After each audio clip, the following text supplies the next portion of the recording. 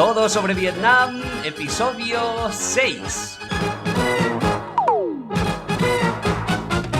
Bienvenidos, bienvenidas a Todo sobre Vietnam, el podcast en Bermudas sobre viajes, cultura y vida en el país que produce uno de los mejores chocolates del mundo. Mi nombre es Mark y durante los próximos minutos seré tu compañero de viaje a lo más insólito, auténtico y recóndito del país al que tengo la suerte de llamar hogar desde hace más de una década.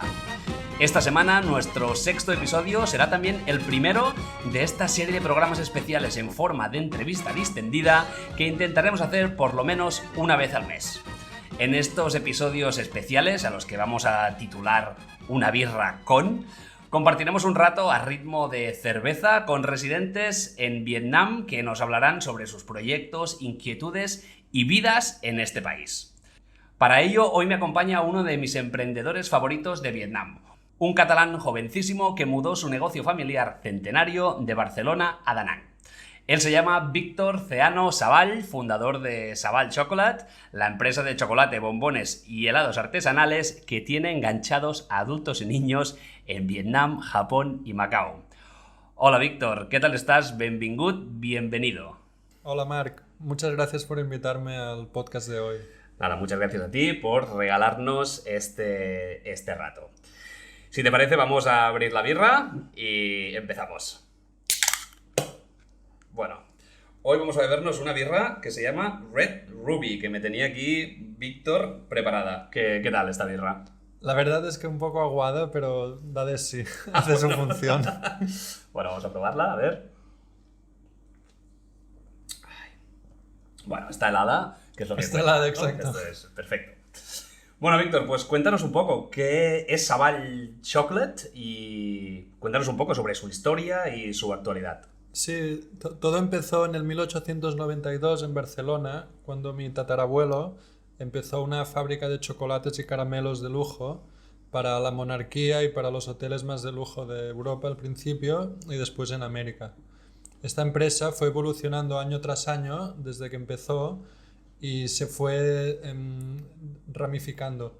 Y la parte central de la empresa se convirtió, la central se convirtió de una fábrica de chocolates y caramelos a una pastelería, donde no solo habían caramelos de la misma empresa, sino que también hacían todo tipo de brioches, pasteles, galletas, pastas de té. Generación tras generación, mi abuelo fue el jefe. Y cuando mi abuelo tenía la pastelería, hasta los 5 años míos, correteaba por la pastelería y aprendí a hacer chocolate y me fascinaba. Cuando yo tenía 5 años justamente, mi abuelo se jubiló y cerró la pastelería porque ni mi madre ni mis tíos la quisieron seguir. Pero un día yo me puse delante de la pastelería pequeño y me dije a mí mismo que un día la quería abrir porque para mí era como un sueño. Y mi abuelo se montó en su casa una habitación al lado de la cocina donde se preparó todo lo que necesitaba para seguir haciendo todos los pasteles para amigos y familia, y esa fue mi escuela de pastelería. Ahí aprendí todo desde pequeño. Bueno, la mejor escuela, ¿no? Imagino. La mejor escuela, claro. Y la más relajada. Bueno, entonces, cuéntanos un poco, moviéndonos ya más a tiempos presentes, ¿qué te lleva a venir a Vietnam? ¿Qué es lo que hace que decidas mover este negocio que tu abuelo te enseña y te pasa, en cierta manera? ¿Qué es lo que te lleva a decidir, pues, igual esto en Barcelona no cabe, pero en Vietnam sí? ¿Qué sucede aquí? Hay un momento, cuando estoy en el bachillerato nocturno, que ya empiezo seriamente a hacer más pasteles y postres, turrones sobre todo. Y ya empiezo a vender primero a amigos y familia, y ya el segundo año, cuando tenía 15, 16 años, ya me monto un restaurante de unos amigos, un pequeño taller, y empiezo a vender con todos los papeles y vendiendo a tiendas y a restaurantes. Entonces me doy cuenta que para montar un sitio decente la inversión era muy grande. Uh-huh. Mi conocimiento era puro de recetas y de saber cómo hacer todas las recetas, pero no cómo llevar una pastelería y cómo montar un negocio desde cero. Uh-huh. Y entonces me apareció la oportunidad de empezar a Vietnam. En Vietnam he tenido la suerte de descubrirlo de pequeño a partir de un viaje con mi familia y desde el 2003 hemos venido cada año de vacaciones. Hemos hecho grandes amigos. Y uno de de nuestros amigos de la familia, que es como mi tío, me propuso, una vez supo que ya estaba montando cosas en Barcelona, empezar una pastelería aquí. Empezar de cero, montarlo todo. Y para mí fue una oportunidad increíble porque me encontraba en Barcelona en una situación en la que tenía mucho dinero que ni tenía ni quería pedir a nadie y una responsabilidad que no sabría llevar en ese momento. Y eres muy joven, además. Estamos hablando de tener 15, 16, 17 años, que está claro que eres joven y te puedes equivocar muchas veces, pero también con estas edades es cierto que no se puede acceder a préstamos bancarios, ¿no? Lo que sea tiene que venir de tu familia, si lo tiene. Y esto ya lo habíamos hablado en el capítulo donde hablamos con Walter, sobre cómo se penaliza o se castiga en España el emprendimiento o la creatividad, ¿no? Que para montarte cualquier tipo de negocio en España requiere unas sumas de dinero ingentes, ¿no? Y ponerte en deuda, que si falla esa idea, te hundes. Exacto. ¿No? Entonces, después de estas vacaciones en 2003, ¿cuántos años tenías? Claro, muy joven también. Sí, yo tenía unos 7 años. 7 años. A lo mejor estoy haciendo un fallo, pero 2003-2004 tenía unos 7-8 años y mi hermano tenía un año y medio menos. Claro, es que habéis prácticamente crecido en Vietnam. Aunque... Era un poco como el sitio de veraneo. La gran suerte que he tenido de que mis padres tenían un mes de vacaciones cada año y eso nos permitía irnos un mes a distintos países. Y nunca tuvimos una segunda residencia como podían tener algunos compañeros de la escuela. Pues de repente Hoi An se convirtió con nuestro Cadaqués. De manera... Al final ahorrábamos porque como el billete cuesta lo que cuesta, pero una vez llegas aquí todo es tan barato. Claro, sobre todo en 2003 debía valer nada y menos, ¿no? Todo. Y es curioso porque coincidió que fue el primer COVID, el primer SARS, y justamente fue especialmente barato, como ahora. Y eran en una vila delante del mar en Hoi An por $20, era $20 la noche. Y estábamos allí como reyes, los hoteles vacíos, los restaurantes vacíos, y como no pasó nada, solo mala publicidad en los periódicos, porque ya les gusta insultar a los países asiáticos, pues todo baratísimo, ningún turista. Bueno, oye. Entonces, este tío, ¿no? Que esto es muy vietnamita también, esto de llamar amigos cercanos tíos, ¿no? Este tío vietnamita que te ofrece montar esta pastelería aquí, imagino que él ya tendría un poco de background, un poco de experiencia en restauración, ¿no? Sí, él desde que empezamos, cuando lo conocimos al llegar a Hoi An tenía un restaurante. Cuando empezamos a trabajar juntos tenía 4 en Hoi An. Restaurantes grandes, llenos cada noche. Entonces la idea era hacer un poco la pastelería de los restaurantes, aparte de también vender fuera.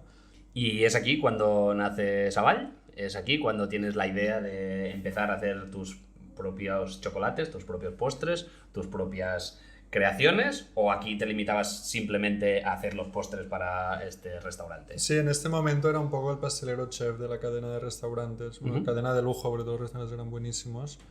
Y entonces lo que sí que empecé a descubrir gracias a mi tío, ya decidí solo trabajar con producto local 100%, entonces ya empecé a hacer las traducciones de recetas de ingredientes occidentales que se encuentran en Barcelona a 100% vietnamita. Mi tío me fue descubriendo frutas nuevas, me traía frutas y me decía, prueba esta. Me hacía mermeladas, cremas pasteleras, intentando descubrir nuevos. Y en ese momento hacía los postres, definí una carta de postres para los restaurantes. Hacíamos pasteles y pastas de té que las vendíamos a domicilio. Pero sí que fue al principio, sobre todo, descubrir los productos vietnamitas. De descubrir a fondo y trabajar con ellos, con todas las frutas y con todos los productos locales. Bueno, en esto creo que has sido absolutamente afortunado, porque las dos personas que te han hecho de mentor, ¿no? Eran como artistas, si quieres, locales, ¿no? Primero tu abuelo enseñándote todo lo que sabía después de 5 generaciones de pasteleros en Barcelona, y luego llegar aquí y tener la suerte de encontrar a alguien igual, que te tome como si fueras, ¿no?, su propia familia y te enseñe todo a base de experimentación y a base de traerte pues productos y prueba esto y la idea, ¿no?, que es lo que me parece más genial de todo, la idea de intentar pues traer lo mejor de los dos mundos a la realidad de tus postres, ¿no? O de tus creaciones. Esto me parece brutal. Entonces, cuéntanos un poco, Víctor, cómo evoluciona desde esta etapa de producción de postres hasta que decides emprender por tu cuenta. Sí, durante todo este tiempo hice todo este descubrimiento de nuevos productos y adaptación de recetas y aprendí a trabajar con las limitaciones y los problemas que requiere una temperatura de 35 grados o 30 grados en el verano, una humedad del 70%. Eso quiere decir que cuando haces un pastel, pues a la hora de pensar en hacer un crujiente, pues tienes que separarlo, ponerlo al último momento, decidir qué tipo de rellenos. Todo esto lo aprendí durante ese tiempo. Y aprendí mucho también hacía un día a la semana, 2 días a la semana, me iba a uno de los restaurantes y hacía show cooking, que era ir allí y montar el postre delante de los clientes. Vale. Esto me fue muy bien porque cogía el feedback de la gente y hacía cositas creativas y nuevas. Y aparte de la carta de postres que teníamos, pues íbamos sacando cositas. Y a partir de todo este trabajo, mi tío se hace todo, se ha diseñado su casa, tiene una casa muy grande, se ha diseñado él, todas las mesas, los restaurantes. Y de repente él me descubrió estas posibilidades que te trae Vietnam, de poder pensar algo y hacerlo, como hacía mi abuelo hace 50 años. Y esto me abrió la mente, porque yo que sé, necesitaba un girador para poner los pasteles, como los de cerámica, y en vez de tenerlo que comprar, lo dibujamos y lo hacíamos al tamaño que queríamos. Y todo esto fue un aprendizaje muy grande que he ido reflejando en Savall. ¿Y en qué año empiezas Savall? Después de trabajar con mi tío, Hoi An es una ciudad muy pequeña, le llaman ciudad, pero es un pueblo muy pequeño. Es un puerto, ¿no? Sí, un puerto. Entonces yo estuve 2 años viviendo en Hoi An. Un momento que Hoi An, no es que se me hiciera pequeño, pero es un pueblo muy turístico y de repente el día a día se me caía un poco encima el pueblo. Y la gente venía y cada día estaba celebrando, cuando ibas a tomar algo al acabar de trabajar, era una celebración continua absurda, porque a veces habían ingleses, grupos de 20 ingleses, hasta he visto gente comiéndose lagartos en un bar. Y al final era como, yo vengo aquí, acabo de trabajar y me tomo algo y voy a dormir. Y entonces hubo un momento después de 2 años que me moví a Da Nang, y la idea era trabajar en el restaurante de mi tío que abrió en Da Nang, perdón. Entonces cuando abrió el restaurante, tardó más de lo que tenía que abrir y recibí una oferta de una de las cadenas más grandes del mundo de hoteles para ser el pastelero chef. ¿Qué? ¿Se puede decir cuál o no? Sí, Four Seasons. El Four Seasons Hoi An. Bueno, esto lo conoce todo Dios, claro, por eso te digo que se puede decir. Sí, sin ningún secreto. Antes tuve la suerte de estar invitado estuve 2 semanas en el Intercon, que es el Intercontinental, que es el otro hotel de la ciudad más de lujo. Y definitivamente me puse en la plantilla del Four Seasons.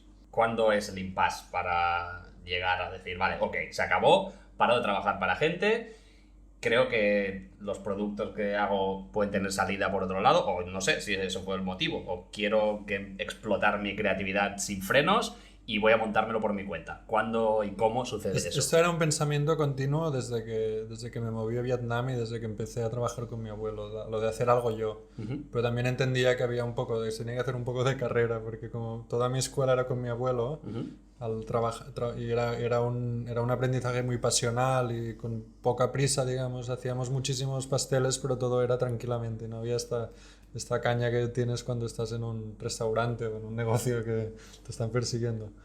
Entonces, la verdad es que fue una casualidad. Para el visado de Vietnam hay unas ciertas complicaciones que tú sabes. Entonces hubo una en particular que no me pudieron renovar el contrato. Entonces estaba moviendo papeles en España. Mi madre estaba moviendo papeles en España, en Barcelona, y hasta en Madrid tuvo que enviar cosas y se alargó bastante. Y mientras se alargaba, yo fui pensando, y como yo había trabajado en el hotel, me di cuenta que en el hotel había un fallo, lo consideraba yo, que era que estaban dando regalitos en la habitación, dulces muy cutres. Y era una galleta vienesa bastante casera en una bolsita de plástico con un loguito, y esto lo estaba empaquetando el equipo de cocina, el equipo de pastelería que tenía que estar haciendo croissants, pasteles y todo. Ajá. Entonces yo vi allí que había una oportunidad de negocio en los regalitos de los hoteles. Okay. Y conté todos los regalitos que habían durante el día.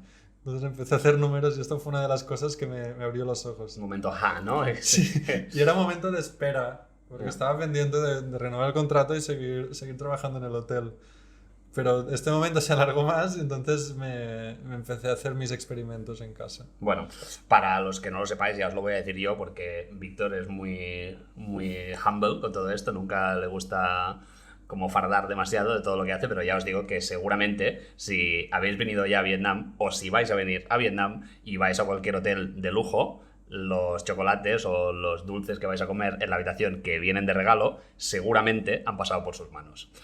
Víctor, cuéntanos, ¿qué beneficios te ha aportado emprender en Vietnam? Empiezas esta empresa, Savall, que al principio se dedica pues, a las amenities, ¿no? Que se llama esto en inglés, a los regalos que se ponen en las habitaciones. Y bueno, de ahí el negocio se extiende. Y cuéntanos un poco, ¿qué beneficios te ha aportado emprender en Vietnam? ¿Cómo ha sido el crecimiento de la empresa? Y bueno, cuéntanos un poquito dónde se encuentra Todo Savall. empieza en la cocina de casa, porque en ese momento ya mi padre y mi hermano, mi padre primero y mi hermano poco después ya vinieron a vivir a Da Nang, definitivamente se instalaron. Y en la cocina de casa empecé a hacer... Yo decidí primero no hacer chocolate, hacer caramelos por una cuestión de logística. Entonces empecé a hacer pruebas de caramelos primero yo solo. Entonces estuve ahí haciendo 1 mes y medio, 2 meses, haciendo pruebas de piruletas, todo siempre productos 100% vietnamita y sin colorantes ni nada artificial, todo natural y reflejando. Siempre la idea es hacer un paralelismo y juntarlo de la técnica centenaria de mi abuelo con los productos locales. Entonces, elegir los productos locales más buenos y más de calidad y de granjeros que se lo han currado y que no tienen ni pesticida ni nada malo. Entonces, esto, añadirlo a esta receta de caramelo, por ejemplo, el caramelo victoriano que se hace desde medianos del siglo XVIII. Y entonces, después de todas estas pruebas, un momento que le enseñé a un chef del hotel, que los conocíamos porque Da Nang también es una ciudad pequeña y nos encontramos en el bar con todo el mundo, me dijo, esto mola mucho, yo lo quiero esta Navidad, yo lo quiero en el hotel, que era justamente el hotel donde trabajaba yo en el Four Seasons. Ese fue el momento que de repente se convirtió a unos experimentos que estaba haciendo yo, ya visionando empezar una empresa, pero asegurando muy bien que los caramelos estén perfectos y que todos los sabores estén bien controlados. Y ya fue el momento en que empezamos a definir la empresa como tal. Muy bien. Y cuéntanos, ¿qué dificultades a la hora de emprender te has encontrado en Vietnam? Como he dicho antes, la humedad y la temperatura, que con los caramelos fue más la humedad que la temperatura. Y después, la verdad, he tenido suerte como que montamos la empresa a nivel administrativo. Mi padre estaba haciendo servicios de informática, entonces toda la parte logística ya teníamos trabajamos con una chica que se dedicaba a llevar la administración. Toda esta parte que hubiera sido difícil se convirtió bastante fácil para mí en particular y todo fue bastante fluido. Y lo que más admiro y más comparo con España es todo lo que decía antes también, de poder hacerme mis propias herramientas, Primero empezamos con cositas, con moldes y poco a poco fuimos haciendo hasta las mesas. Bueno, y hasta cuéntanos también exactamente, porque no solo son moldes y mesas. En Savall hoy en día hacéis, bueno, hasta imprimís en 3D y todo. O sea, cuéntanos un poquito sobre la parte tecnológica también. Se nos fue un poco la olla. Más o menos mi padre y yo somos socios cuando él vino a Da Nang, la abrimos juntos la empresa y toda la parte de administración nos la juntamos con sus proyectos.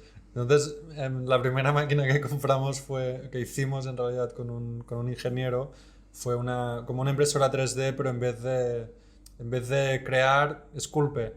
Es un CNC, un control numérico. Y con esta máquina, primero no sabíamos bien qué hacer, pero ya habíamos pensado en hacer moldes de aluminio como los que tenía mi abuelo. Los moldes de aluminio que tenía mi abuelo se hacían por fundición, pero nosotros a partir de esta máquina nos permitía hacernos moldes en casa. y aprendimos a utilizar la máquina porque no teníamos ni idea, pero trabajamos con un ingeniero local que nos hicimos amigos a base de que tenía un taller de impresoras 3D y eso fue el inicio de toda esta customización y de toda esta capacidad de hacer moldes integrada en la empresa. Claro, cuéntanos un poquito más de estos gadgets que a mí, bueno, yo las veces que te he visitado en el taller, a mí es de las cosas que más me fascina. Lo último que me enseñaste creo que fue algo un láser como para leer en 3 dimensiones, ¿no? Esta es la última máquina que tenemos en el taller. Estamos haciendo una máquina para hacer escáner 3D. Entonces la idea es que tú pones un objeto en una plataforma giratoria de un cierto tamaño y entonces lo que puedes conseguir es, lo que hace es graba toda la forma del objeto y te hace un fichero en 3D que después lo puedes editar en el ordenador, cambiarle el tamaño y volverlo a imprimir. Y esto nos da mucho juego para cambiar el tamaño de las cosas. Vale, para los que estéis escuchando, si os habéis perdido un poco, para que os hagáis una idea de lo que se podría hacer. Por ejemplo, yo podría poner la cara en esta máquina y me hiciera un mapa en 3 dimensiones de mi cara y después en el ordenador se podría reducir, ¿no? Este mapeado de mi cara, sí. Se podría mandar a esta máquina que hemos dicho para que corte un molde y por la mañana me podrían hacer el escáner de mi cara y por la tarde podría tener bombones, ¿no? Una colección de bombones hechos. Un mini-mark. Un mini-mark, ¿no? Hecho de bombones. Claro, esto mola un huevo. Esto es a partir de limitaciones. Todo esto también nos hemos desarrollado una línea de packaging totalmente controlada por nosotros a partir de encontrarnos limitaciones. Antes no lo he dicho, pero aquí los servicios de packaging que encontramos, en particular en Da Nang, eran muy limitados, poca calidad lo que encontramos al principio y aparte te pedían muchísima cantidad. Entonces poco a poco empezamos a decir, pues ¿por qué no trabajamos con cerámica? No. Y encontramos un taller de cerámica y nos customizamos la cerámica. Definimos una línea de cajas de madera de 3 milímetros. Entonces nos permitía hacer 4 cajas con un precio que nos salía a cuenta y tener unas cajas super guays bien definidas. Y todo fue un poco limitaciones, porque quizás en España te compras los moldes y te olvidas. Pero aquí al encontrarte que no tenías moldes pero al final y las ganas también de jugar que no dejamos de tener. Claro, esto me hace especial ilusión que lo menciones, o especial gracia que lo menciones, porque Víctor es tal vez la antítesis del emprendedor normal y corriente. Normalmente, si lo hubiera preguntado, fijaros que durante esta entrevista le he preguntado varias veces qué problemas o qué dificultades te has encontrado y lo único que me ha dicho son cosas que están absolutamente fuera de su control, como puede ser la temperatura o la humedad, ¿sabes? Cosas que viene con el país. Esto no se puede controlar. Cualquier emprendedor te hubiera dicho, guau, la burocracia aquí es muy difícil, para conseguir cualquier cosa, pues es casi imposible, cuesta muchísimo más que en España. Fijaros que la mentalidad creativa de la gente como Víctor premia estas cosas, premia que las cosas sean difíciles de encontrar porque esto es como una palanquita que activa la creatividad, ¿no? Bueno, pues esto me cuesta encontrarlo, pues da igual, ahora me voy a buscar la vida para no hacer lo que quería hacer, sino hacerlo 20 veces más guapo y me lo voy a hacer yo. Esta es una de las cosas buenísimas, yo creo, de emprender en el sudeste asiático y en general y en Vietnam en particular. Y es un poco lo que comentaba Víctor antes, que es muy fácil hacértelo todo tú y muy económico hasta cierto punto hacértelo todo tú y si te gusta el do it yourself y ¿no? Móntatelo tú mismo. Vietnam es un muy buen sitio para hacerlo. Eso sí, tendrás que salvar la barrera idiomática, Víctor, porque lleva aquí desde que tenía 7 años veraneando, o sea que el idioma para él ya no es demasiado problema. Pero sí, me encanta que hables solo de cosas buenas hay y de un tema, beneficios. ahora que hablas del idioma, al empezar, yo acabé de aprender bien vietnamita, aún siempre estoy aprendiendo, un poco después de haber empezado la empresa de chocolates, después de haber trabajado en el hotel. Y había una cosa que me funcionó muchísimo, como todo esto que hacemos es trabajando con artesanos, me pasaba horas esperando a que me hicieran cosas y sin hablar mucho en ese momento, era horas y horas, me iba al tío del inoxidable y me pasaba allí toda la tarde con él. Y esto es una cosa que después me ha vuelto positivamente, porque hemos creado como una red de empresas amigas, hermanas, de artesanos, hasta de tecnología de 3D, que de repente todo este tiempo invertido ha sido muy importante.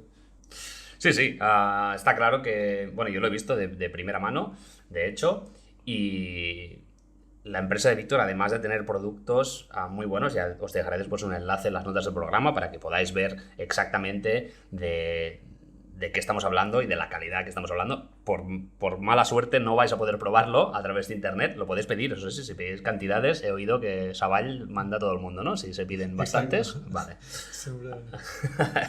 Entonces, ahora Víctor, para ir terminando, ya voy a pedirte que nos des algunas recomendaciones para personas que igual nos están escuchando y están planteándose mover sus negocios a Vietnam o venirse a vivir a Vietnam. Voy a dejarte 15-20 segundos para que te lo pienses y yo mientras tanto, como siempre, os voy a hablar de elvietnamita.com, la guía definitiva de Vietnam en español. Experiencias, cultura, consejos, rutas, excursiones, destinos y todo lo que necesitas saber para preparar el viaje a Vietnam más auténtico. Esta semana hemos publicado la guía de Da Lat, la ciudad de la eterna primavera que se encuentra en las tierras altas de Vietnam. Un lugar mágico donde podrás perderte por saltos de agua cafetales y plantaciones de aguacate. La guía incluye toda la información necesaria para visitar Da Lat y sus alrededores y un mapa interactivo donde encontrarás actividades alternativas, rutas en moto y hasta alguna de las últimas aldeas étnicas matriarcales del país. No te la pierdas, encuéntrala en elvietnamita.com y en las notas de este programa. Ahora sí, Víctor, cuéntanos, dinos qué recomendaciones les darías a las personas que nos están escuchando. ¿Qué tienen que plantearse antes de venir a Vietnam? ¿Cuál es tu visión con esto? Sí, yo les recomendaría que vinieran de vacaciones, que probaran la comida y si no les gusta, que se vayan. Porque yo creo que es imprescindible que te guste la comida y que disfrutes con la comida. Uh-huh. Sí, porque por todo el resto yo creo que, no sé si tú tienes esta misma sensación que yo, Vietnam se parece bastante a España en todo el resto, ¿no? ¿O qué? Exacto, esto sí que tiene mucho paralelismo. El otro día también esto lo hablábamos con Walter, que el ambiente laboral, por ejemplo, yo creo que es aún mejor aquí que en España, pero es muy parecido, ¿no? Que la gente llega y te vas a comer con todo el mundo en el curro y hay como esta sensación de más de familia que de trabajo. Y con los amigos y la familia pasa igual, yo siempre lo digo, mi suegra y la tuya también. Si no vas a comer cada día o cada sábado a su casa, se enfadan, sí, ¿sabes? Aquí, igual que en España. Sí, el espíritu de familia también es de la misma manera que en España e Italia. ¿Te costó a ti la comida, Víctor, o no? ¿Te gustó desde el principio? Sí, de pequeño cuando venía a veces era un poco más tenía alguna manía más que después, pero enseguida le cogí cariño y la hice mía. Por ejemplo, lo que de pequeño no me gustaba tanto era el coriander, el cilantro. Cilantro, sí. Me costó un poco al principio y después enseguida le cogí cariño y como que me encantó. Y tuve la suerte de como iba viniendo cada verano de pequeño, las cosas que me costaban un poco más las fui entrando. Por fascículos, ¿no? Sí, fue un poco por fascículos. Cada verano, ¿no? Exacto. Claro, a mí no me ha costado nunca la comida, por ejemplo. Al contrario, yo siempre tengo ganas de probar más cosas y de ver contra más raro y más exótico, mejor. Y a nivel empresarial, ¿tienes algún consejo sobre buscarte un socio vietnamita? Empieza a trabajar tú solo, intenta rodearte de gente, no sé, que... Bueno, sí, una cosa que decimos también mi padre es intentar, en Da Nang en particular, si vas a abrir una empresa, irte al gobierno central con una traductora que solo sea traductora, no coger nadie que sea un consultor, y preguntarles al gobierno local directamente, porque lo que pasa es que se crea una serie de rumores a partir de expatriados hablando con expatriados, que al final la gente se piensa en unas cosas que solo yendo al gobierno local, al ayuntamiento y preguntando lo que se necesita y qué licencias se necesitan. Eso creo que es una buena recomendación. Hay veces que parece que el gobierno, como sea inaccesible o intocable, en realidad no lo es, ¿no? Nosotros con Tang lo hicimos hace muy poco, que alguien nos dijo, no, que van a poner en alquiler unos chiringuitos ahí en la playa, en Da Nang, no sé qué. Y Bueno, pues vamos a ir al gobierno a preguntar a la gente. No es, que no te van a decir nada, no sé qué. Bueno, pues igual vamos, preguntamos, está aquí. Si hay cola, pues igual no preguntamos ni nada. Pero es que fuimos y súper amables. No, mira, es que tienes que rellenar este papel. En Danang hablan el inglés de Glasgow. Sí. Además, sí, bueno, no sé si la chica hablaba inglés o no, pero lo que nos atendió perfecto, seguro. Así que, sí. A ver, lo que sí hay que enterarse bien es de cómo constituir las empresas, del tipo de empresa que hay. Si tienes claro lo que quieres, sí es cierto que es muy fácil ir al gobierno y pedirlo, pero si no sabes si, yo qué sé, te conviene más una Joint Stock Company o una LCC... Un abogado puede ayudar, ¿no? Sí, bueno, o por lo menos enterarte bien de tus posibilidades y bueno, pues qué posibilidades de visado tienes, por ejemplo, pues si un visado de inversor que necesitas o un visado de trabajo que necesitas, ¿no? Este tipo de cosas sí que vale la pena informarse. Lo que sí es cierto es que para hacer trámites de todo tipo tampoco hace falta que tengas a alguien que te los haga todos, ¿sabes? Que los puedes hacer. Puedes pillar a alguien para informarte de exactamente cómo funciona todo, pero para... Charlie se los ha hecho todo, por ejemplo. Charlie se lo ha hecho todo. Bueno, sí, claro. Charlie es un hippie. Ya lo invitaremos un día aquí. ¿Vale? Pues nada, oye Víctor, pues ha sido un auténtico placer tenerte por aquí. Haz un poco de CTA, danos un poco dónde te podemos encontrar, tu página web, tu Facebook, tu OnlyFans si tienes. Ahora mismo estamos en Facebook, Instagram y TikTok. Ajá. Nuestro nombre es Savall Chocolate, en los tres. Entonces solo buscando Savall Chocolate puedes encontrarnos. Y estamos acercándonos cada vez más a España. En algún momento vamos a llevar nuestros productos y como bandera siempre la calidad vietnamita del chocolate. Y estamos ya estudiando. Os vamos a avisar cuando esté todo en España. Bueno, pues a ver, ya lo haremos a ver también por aquí. Víctor es un buen amigo mío, así que en cuanto podáis probar sus productos en España, probarlos. Y si no, ya sabéis, tenéis que pasaros por Vietnam, veniros de viaje y probarlo, que aquí... Hace falta gente, hace falta que se reactive el turismo y que se haga pronto. Bueno, pues ahí lo tenéis. No dejéis de pasar por su taller si venís a Da Nang, ni de probar sus chocolates si tenéis ocasión. Me consta, ya lo he dicho antes, que si compráis bastante, lo envían a cualquier parte del mundo, así que ya sabéis visitar su web, savallchocolate.com. También los podéis encontrar en Instagram, TikTok y Facebook. Moltes gràcies, Víctor. Ha sido un placer enorme tenerte en nuestra primera birra con, que yo, por cierto, me he acabado hace un minuto.